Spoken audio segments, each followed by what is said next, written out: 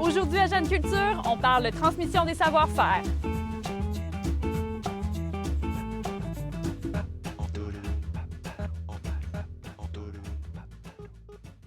Stéphanie Dubé, tu es une passionnée du tricot, une passionnée de la laine et tu es propriétaire nouvellement de Laine et Tricopine à Port-Neuf, une boutique où on peut venir tricoter entre amis, apprendre aussi des nouvelles techniques. Toi, comme artisane, comme passionnée du textile, tu as eu plusieurs initiatives à travers le temps de transmission de ton savoir-faire. Qu'est-ce qui t'a amené finalement à avoir une boutique là, par le passé? Depuis que je suis toute petite, là, depuis que je sais tricoter, je me disais quand je vais être grande, c'est ça que je vais faire. Là. Je vais tricoter puis je vais vendre le stock tricoté. Puis je me suis rendu compte que c'était pas assez rapide pour gagner ma vie comme ça. Fait que j'ai fait d'autres choses. Je suis venue comme comptable, là, puis quand je démarrais des entreprises pour plein de monde. Puis là, c'est sûr que j'ai dit, je vais devoir avoir ma boutique un jour. C'est arrivé quand même assez rapidement parce que ma fille faisait son cours de graphiste. Puis elle me dit, j'ai besoin d'un logo, il faut que je fasse un logo. Puis là, je crée le logo de... On ne savait pas encore le nom.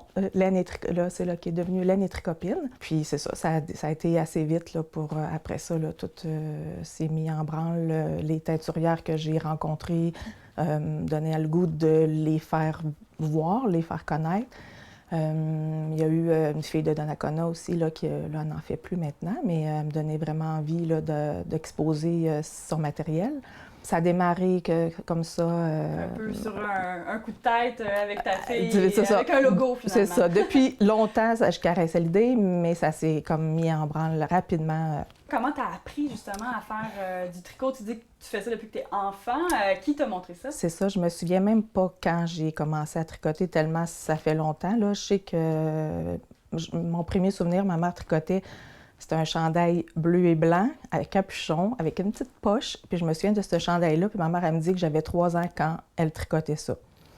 Fait que je dois avoir commencé à tricoter autour de 3 ans. Puis mes premières chaussettes, je les ai faites pour une de mes cousines à sa naissance. Puis j'avais 9 ans là, quand elle est née. Fait que mes premières chaussettes, j'avais 9 ans. Fait que je trouve que c'est ça. J'ai appris à tricoter autour de ça. Là, fait que, mais je tricotais... Par ma mère, ça, puis ma grand-mère, puis mes oncles, mes tantes, tout. Il y avait pas mal de tricots là, autour de moi. Ma marraine, elle tricote, une tricoteuse passionnée aussi. Donc, le tricot fait vraiment partie de ta vie depuis toujours. Tu l'as enseigné à plein de gens aussi, puis c'est un petit peu la mission de l'entreprise ici de pouvoir le montrer. Quelle est ton approche justement pour la transmission du savoir-faire du tricot? Bien, je pense que c'est un peu de vouloir donner confiance aux gens qui quand ils voient des projets puis ils disent « Ah, j'aimerais ça faire ça, mais je serais jamais capable ». Ça paraît toujours intimidant, là, un nouveau patron, on lit, on comprend pas trop, mais une maille à la fois, ça finit par faire... quelque chose. Là, donc, tu accompagnes les gens qui viennent ici vraiment avec un projet.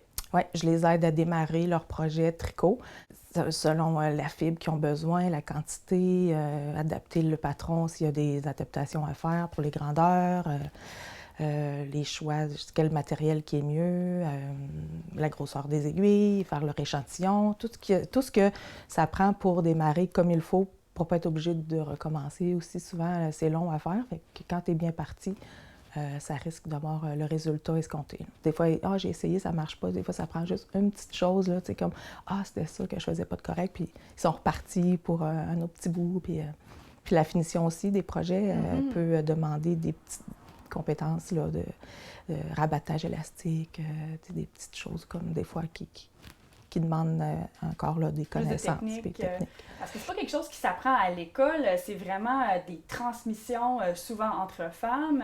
Ici, est-ce que c'est majoritairement, j'imagine, oui, des femmes qui participent oui. Est-ce que tu as des messieurs? Pas encore des messieurs. Il y en a qui passent pour faire découvrir à leurs conjointes qui demandent souvent d'aller faire des voyages Québec, Trois-Rivières pour aller chercher du matériel. Que là, quand ils voient la boutique à Port-Neuf, ben ça leur fait un petit peu moins loin. Ils sont bien contents. content. C'est ça, parce qu'il n'y a pas beaucoup d'endroits où est-ce qu'on peut aller chercher des laines de spécialité. Oui, c'est ça. Tu nommais tout à l'heure des teinturières avec qui tu travailles, donc vraiment des gens qui teignent leur laine à la main de la région. Ça aussi, c'est un savoir-faire qui est relativement méconnu et qu'il y a très peu de gens qui en font, là. De plus en plus, là, encore, il y a un engouement pour la teinture à la main. Et toi, de ton côté, est-ce qu'il te reste des défis en tricot? Bien sûr, il y en a toujours. On peut toujours apprendre au tricot, c'est ça qui est le fun. Il y a toujours un moyen d'avoir un défi. Là, je suis dans la création ces temps-ci. Là, j'invente... tout ce que je tricote est pas mal tout le temps des inventions. Là. Tu fais des propres patrons? Ben, je les écris pas, là, mais je l'écris. Fait que peut-être qu'à un moment donné, ça va être ça aussi le défi, là, d'écrire puis de mettre en marché les patrons. La teinturière avec des produits naturels. Teinturière, j'aimerais ça, devenir teindre ma laine, mais avec des produits naturels, là, des plantes, des insectes. Je sais qu'on peut teindre, mais c'est ça, c'est un autre défi à venir que je commence à m'installer de plus en plus pour pouvoir le faire, là.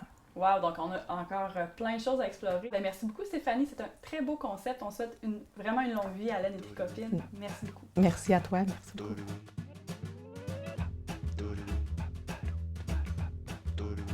Saviez-vous qu'au début du 20e siècle, pratiquement tous les villages avaient leurs forgerons et leurs menuisiers? Leurs travaux donnent une signature architecturale unique au cœur villageois, dont les maisons arborent les mêmes barreaux de galeries, des moulures décoratives semblables ou les mêmes motifs de fenêtres. C'est le cas des chambranles de Pont-Rouge. Ces planches qui encadrent les fenêtres et les portes sont la signature architecturale d'un ébéniste que l'histoire a malheureusement oublié. En effet, les maisons anciennes de Pont-Rouge sont ornées de ce motif. Bien qu'ils peuvent légèrement varier d'une maison à l'autre, on dénote une parenté entre tous ces ouvrages.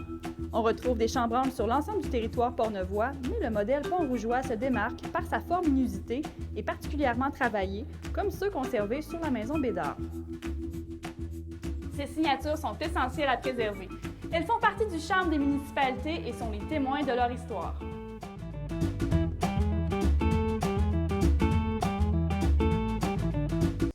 André Genois, tu es un artisan, un passionné de forge, tu es aussi formateur de forge aux ateliers du Moulin de la Chevrotière. C'est une passion qui est assez particulière, la forge, il y a très peu de gens qui en font. Comment est venue cette passion-là dans ta vie? Quand j'étais jeune, on remonte à loin, on remonte aux années 50, OK? J'allais faire des courses pour mes parents, puis je passais toujours devant la boutique du forgeron. Puis j'aimais voir la forge, les portes entrouvertes au fond de la cour. C'était où ça, dans quel village? C'était à Pont-Rouge. À Pont-Rouge, ouais. Quand les portes étaient ouvertes, je voyais le feu. Et aussi, j'entendais le son du marteau sur l'enclume. Okay? Fait que c'est probablement ça qui est resté ancré dans le fond de mon cerveau. Après ça, les forgerons ont disparu petit à petit du paysage québécois. Les ateliers ont fait place à des ateliers de soudure et de mécanique. Okay? Mais en 2005, deux de mes amis avec qui je travaillais, avec qui je jasais beaucoup de bricolage, m'ont parlé des ateliers de forge du Moulin de la Chevrotière. Je ne croyais pas que ça existait encore. Ils m'ont invité un soir à venir faire l'essai de la forge. Fait que je suis venu un soir, ça a été comme une révélation. Okay?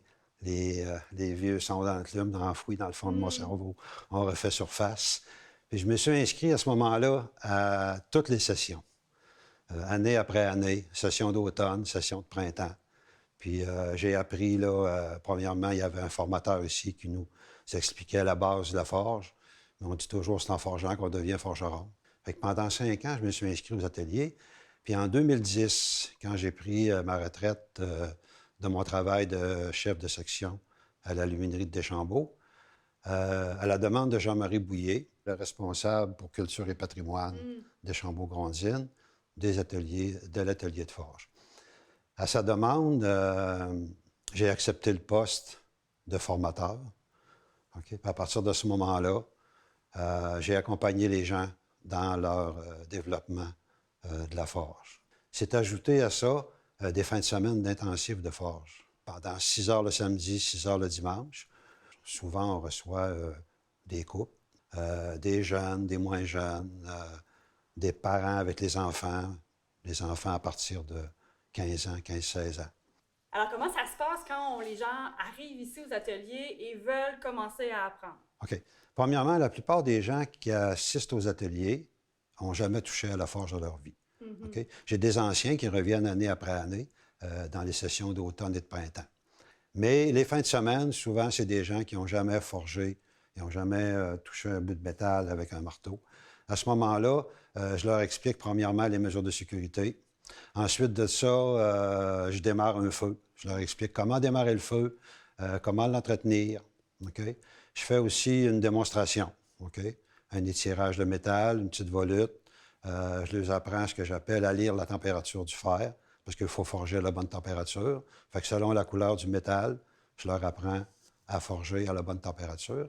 Ensuite, les gens s'en vont à chacun à leur poste de travail, puis ils démarrent leur propre feu, expérimentent ce que je leur ai montré. Puis quand ils sont assez à l'aise avec le marteau, puis les températures de métal, OK, là, on se prépare pour un premier projet. OK? Moi, ce que je propose aux gens, c'est le projet d'initiation. OK? J'aime beaucoup ce projet-là parce que on retrouve dans ce projet-là des différentes techniques de base de la forge. Les tirages du matériel, les volutes, un travail sur le gabarit, du rivetage. Fait que je prépare les pièces, mais à ce moment-là, les gens commencent à forger leurs propres pièces. Puis, en général, après 6 à 8 heures de travail, les chandeliers sont complétés. Quand même, hein? Pour des gens qui n'ont jamais forgé de leur vie, là, il n'y en a pas beaucoup qui ont dépassé le 8 heures. Ce que je trouve plaisant, c'est de voir les gens prendre leurs pièces et se dire ben, c'est moi qui ai fabriqué ça. Ah oui, OK? c'est sûr. Puis Fait que la satisfaction. Votre satisfaction ma et celle satisfaction des à moi, autres aussi. c'est de voir les gens satisfaits de ce qu'ils font. OK? Parce que tu as beau expérimenter un métier, si tu n'as pas un produit final, mais c'est pas la même chose. C'est quoi l'intérêt là, de devenir formateur? Bien, moi, j'ai appris beaucoup par moi-même. OK? C'est sûr que j'ai eu des bases ici, mais que ce soit en menuiserie, en ébénisterie ou en forge, j'ai appris beaucoup par moi-même. On dit toujours qu'il faut apprendre de nos erreurs. Mais il ne faut pas oublier que la vie est courte. Les erreurs, c'est une perte de temps. Fait que moins on fait d'erreurs, mieux c'est. C'est ça, on a Fait dit que en ce parlant que je veux pas que les gens répètent ce que moi j'ai fait. Je veux que les gens apprennent le plus rapidement possible, OK? Justement, pour pas perdre trop de temps, puis pas faire trop d'erreurs, OK? Puis être fier. Fait que être fier de ce qu'ils font. C'est sûr qu'ils en font quelques erreurs, là. C'est normal, là, je les reprends souvent au début, là. J'accueille 7 forgerons, OK? 7 personnes. Fait que dans ces périodes-là, là, j'ai pas beaucoup de répit. OK? Il y a toujours quelqu'un qui a besoin d'un conseil, ou des fois, je passe puis je vois quelqu'un qui fait pas de la bonne façon. OK? J'aime bien que les gens travaillent de la bonne façon. Puis je travaille aussi de façon ergonomique. Je ne suis pas intéressé à ce que personne, après 4-5 heures de forge, me dise ben, j'ai mal au coude, je suis blessé, je ne pourrais pas revenir demain. André, je sais que tu fais aussi des couteaux, donc tu t'es lancé dans une autre pratique connexe finalement à la forge. Bien, en parallèle avec la forge artisanale, je me suis lancé il y a quelques années dans la forge de couteaux, couteaux utilitaires, couteaux pratiques. Mes lames sont forgées à partir de matériel recyclé, ressort d'automobile, OK. OK, pièces de roulement à billes. OK, j'aime beaucoup utiliser le matériel recyclé. Tout est forgé à la main. Les manches sont façonnées dans des bois, souvent des retailles de bois exotiques ou des bois de mon bois de chauffage. OK, je récupère des belles pièces de bois. Ici, on a des rondelles de cuir. Les rondelles de cuir, bien, ils viennent des retailles de cuir parce que mes étuis aussi sont fabriqués à la main. Je fabrique mes étuis à la main moi-même. Puis les retailles, bien, je les garde pour justement faire l'assemblage de mes manches de couteau. C'est une passion qui... C'est un nouveau défi. C'est un nouveau défi. Oui. C'est toujours un défi parce qu'il n'y avait presque pas d'endroit pour apprendre. J'apprends beaucoup sur Internet par moi-même pour la forge des couteaux. Ouais, merci beaucoup, André Genois. Votre passion est vraiment contagieuse et j'espère qu'il va y avoir beaucoup d'autres élèves dans les années à venir pour venir apprendre la forge aux ateliers du Moulin de la Chevretière. Merci d'avoir été avec nous. Merci.